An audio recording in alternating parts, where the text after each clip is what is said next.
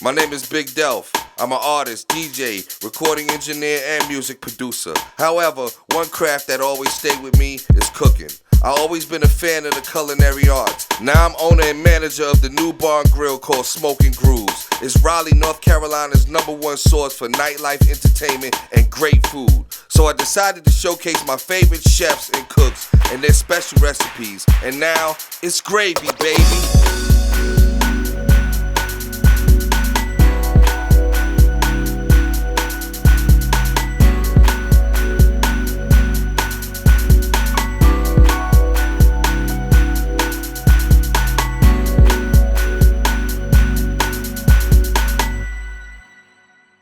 It's gravy, baby. My new cooking show that features the top chefs and top cooks in North Carolina and around the world. Today's guest, I have Kelvin Dumas cooking shrimp etouffee. I got my studio audience in here today. I'm gonna let them introduce themselves and we're gonna get it popping. Hi, I'm Josh from Fayetteville, North Carolina. It's gravy, baby. I'm Fame Bell. I'm from Hamlet, North Carolina, and I now reside in Raleigh. It's gravy, baby. Hi, I'm Curtis Atkins from Raleigh, North Carolina. It's gravy, baby. Hey, I'm Tika from Youngsville, North Carolina. It's gravy, baby. My name is Kelvin Dumas from Pensacola, Florida. I'm cooking the famous Cajun etouffee. And what most people don't know is 3 major recipes that come out of Cajun, actually a lot more, but I'm going to highlight 3, and that's the etouffee, the gumbo, and the jambalaya. The difference between the 3 is gumbo is very liquidy, etouffee is a lot thicker, and jambalaya, all the liquid is boiled out. And those are the 3 main signature dishes that come out of there. Kelvin, what's up, man? What's going on, man? It's going pretty good, man. All right, what's happening? Nothing much, but ready to do some little cooking. Ready to do the shrimp etouffee? Let's do it. Let's go. Come on, man.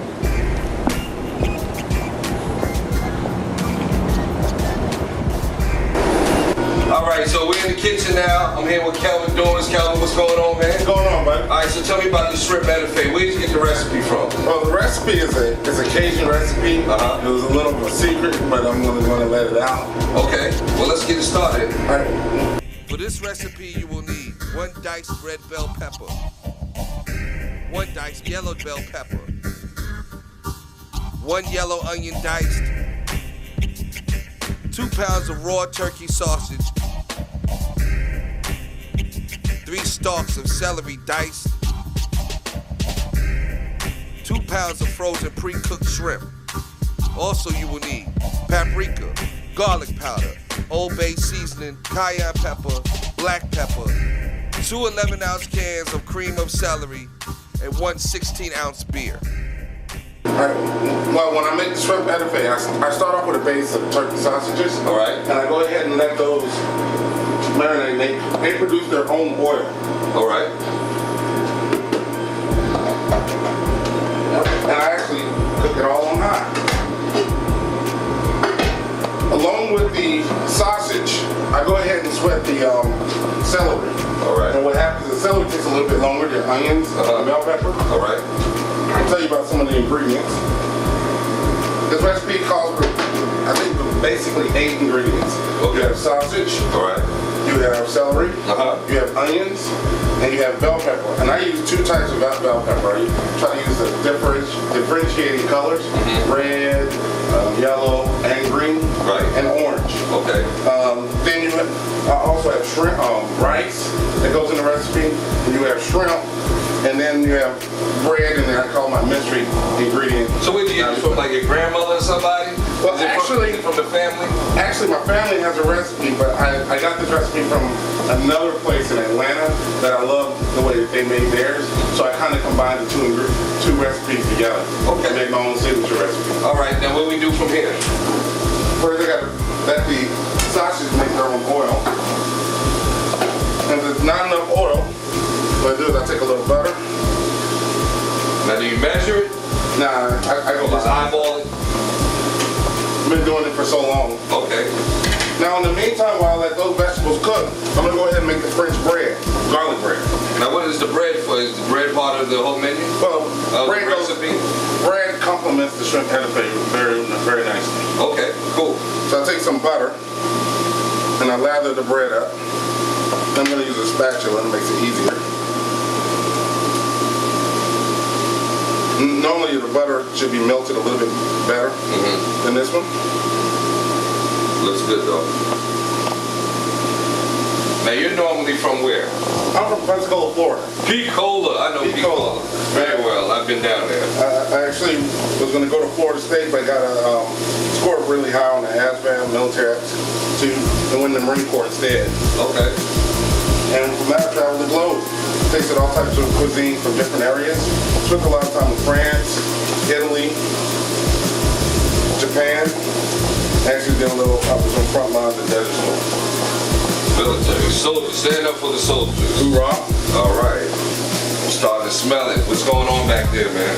Well, the sausages are starting to brown, and the celery are starting to lose their crispiness. That's what we call sweating them.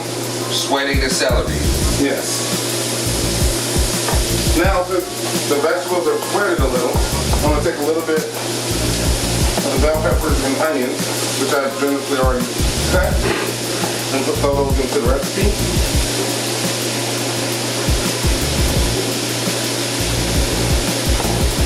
And what I'm doing is actually sweating the rest of the vegetables.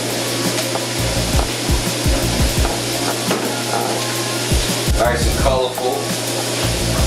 How long do you normally let it You usually let it go for about 3 to 5 minutes. As soon as you see the onions start to wilt, then you know that it's ready. Once that's done, the recipe is pretty much almost done. It's going to take about 5 minutes to do the rest.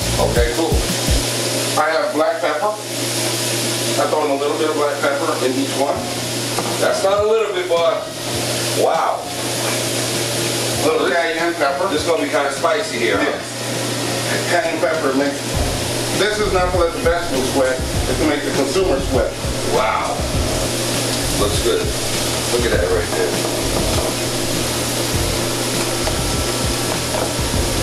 Some seasoning salt. This is B.D.U.B. My favorite. I love B.D.U.B.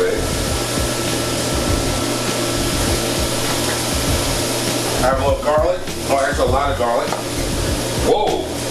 Garlic. You can't lose with garlic. I love garlic. And paprika. This gives the vegetables a little red tint. Now what you can do is give me just half a cup of water. Got a cup of water. Go ahead and put it in there. All of it? Yes. Half of that in this one, and the other half in the other. I'm kind of cheating on this one because I'm using a non-stick pan. So you don't burn some of the ingredients in. It smells wonderful in here, man. We'll turn the stove down a little bit. Now since I have the water in, I can go and prepare the next ingredient, which you failed to mention, which is the cream of celery. Can opener. Okay. So what we do, just put it in there? Yeah, they'll fall out and stir it. So how expensive is this to make? You know, in economical times, you know, we got a new president going on, trying to get him reelected for the next 4 years. You know, what you think about Obama? Obama, I don't understand why a lot of people don't dislike him. Right. I just think it's just one side really trying to demonize him. I don't think there's anything personally done to anybody. And some of the ideology that they have behind it just seems like it's to sway voters instead of indoctrinate. Of course, of course. I'll let you stir that side. And we have to get Obama to come try this one day. Michelle or one of them. I don't know, they're pushing that healthy stuff going on right now. Well, this definitely, if you use fresh grown vegetables, if you grow them yourselves, we are using turkey sausages instead of pork, which is a healthy substitute. Right. But outside of that, I don't see what's unhealthy about that. The garlic bread has a little bit. In the meantime, I'm going to go ahead and start on the garlic bread. I'm going to keep stirring this thing over here for you. And the meantime, I'm going to take the garlic bread, which is a little bit unhealthy and full of carbs, and I'm going to throw that in the oven.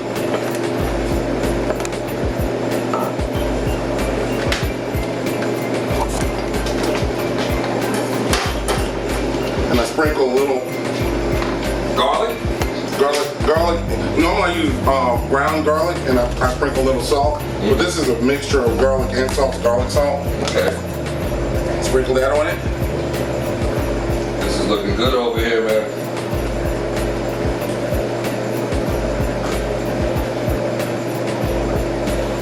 If you can just smell it. Smell the aroma, how it's smelling right now. I'm gonna just drop this in the oven.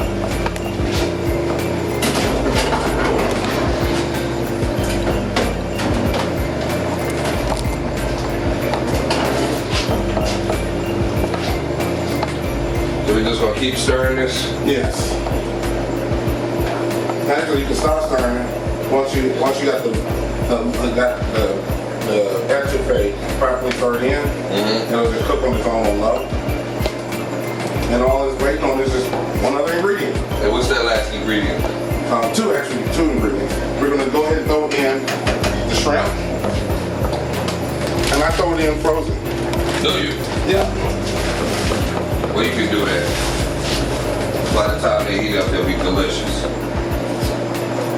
And now we continue to stir. All right.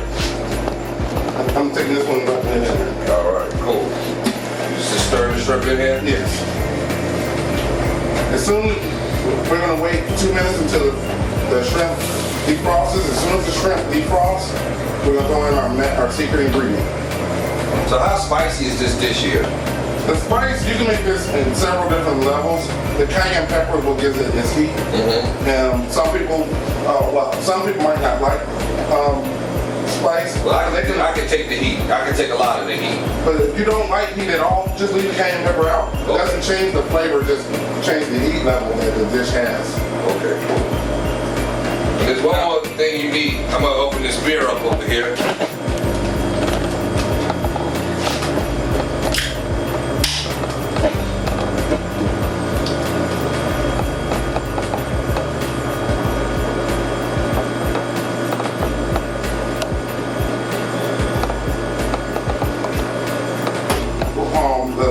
Wait a minute, I think the bread. Yeah, we can check on that bread. How's that bread? Oh man, it's beautiful.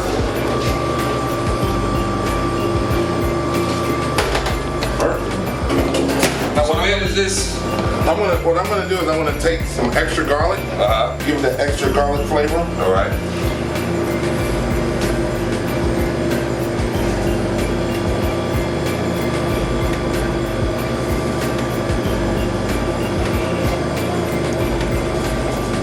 Now, where does the beer come in at? That's my secret recipe. We're not supposed to tell them this beer. Well, you know, I'm just kind of money. Now, once everything's done, and what I'm going to do is I'm going to transfer this to one big pot.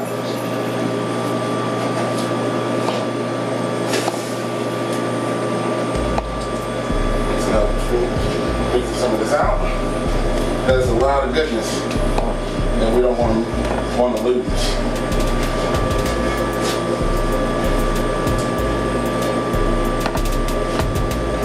I'll take that. I get to pour the beer in? Yes. Now, before you do it, I need you to do me a small favor. What's up? I need you to taste it before you drink beer. All right. And then pour the beer and see how much a difference in taste it is. There's a key shot here. Yes, right. It is.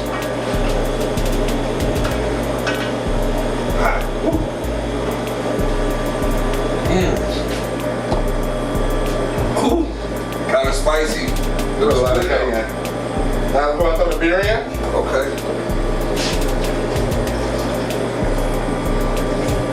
And what type of beer do you usually use? I try to use a dark stock beer. The more beer flavor that you have, the better it is. You definitely don't want to use light. And once the beer mixes or dilutes with the etouffee, it's ready. This is a done deal. Now what I want you to do is take your spoon and taste it with the beer.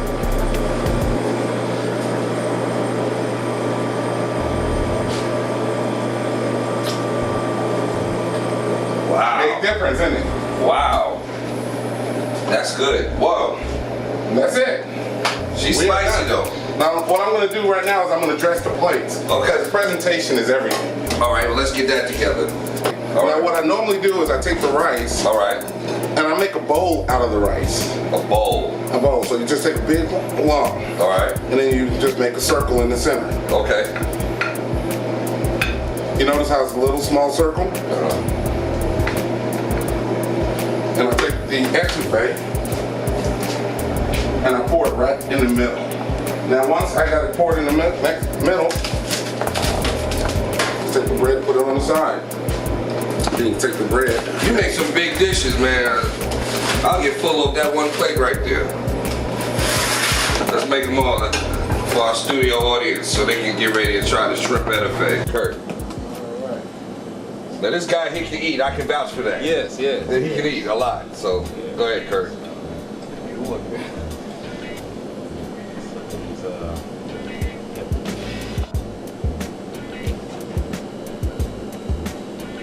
It got a nice little kick to it. Peppers are cooked well. I like the spice. The shrimp is cooked perfectly.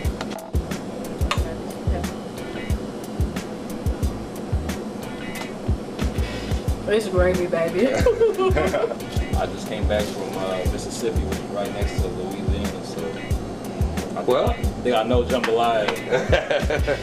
Thank you for watching the episode of It's Gravy Baby, my new cooking show featuring all the top cooks, top chefs from around the world who I think have delicious recipes. Today my guest was Kelvin Dumas. He prepared a delicious shrimp etouffee for us. And we're going to leave you with a video pick of the week. This is Ellie Goulding, The Lights. It's Gravy Baby. We out of here. Catch us next week.